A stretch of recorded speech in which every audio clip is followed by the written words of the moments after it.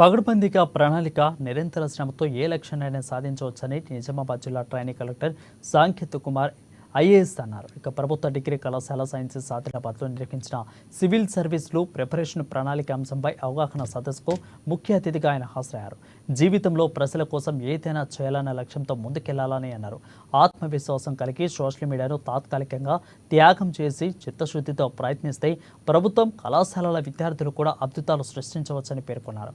Preparation మెలకువలు, సలహాలు, సూచనలు అందించారు. ఇక ఈ సందర్భంగా ప్రిపరేషన్లో ఎదురయ్యే విద్యార్థుల అనుమానాలను నివృత్తి చేశారు. ప్రిన్సిపాల్ డాక్టర్ జె సంగీత మాట్లాడుతూ జాతీయ స్థాయి పోటీ పరీక్షలో 35వ ర్యాంకుతో ఐఏఎస్ సాధించి తెలంగాణ క్యాడర్కు ఎంపిక కావడం ఉమ్మడి ఆదిలాబాద్ జిల్లాకే గర్వకారణమని అన్నారు. ఇక కళాశాలలో అభినందన సభ ఏర్పాటు చేయడం వల్ల విద్యార్థులు ప్రేరణ పొందుతారని తెలిపారు. మన కళాశాల ప్రిన్సిపల్ విషయము మన యొక్క ముఖ్య అతిథి సంకేత్ కుమార్ ఐఏఎస్ గారిని మా విద్య first of all civil services అనేది సివిల్ సర్వీసెస్ అయినా గ్రూప్స్ అయినా ఇవన్నీ జస్ట్ ఒక జాబ్స్ మాత్రమే కాదు. ఇందులో జాబ్ డెఫినెట్గా మనం ఒక రోజు ఒక టైం టు టైం రావాలి ఆఫీస్కి, ఆ టైం ఏ జాబ్లో అయినా ఉంటుంది.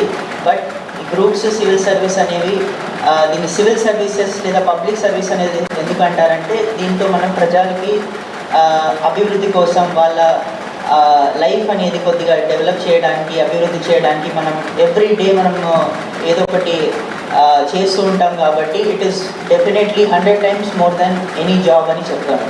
సో ఆ విధంగా మీరు ఫస్ట్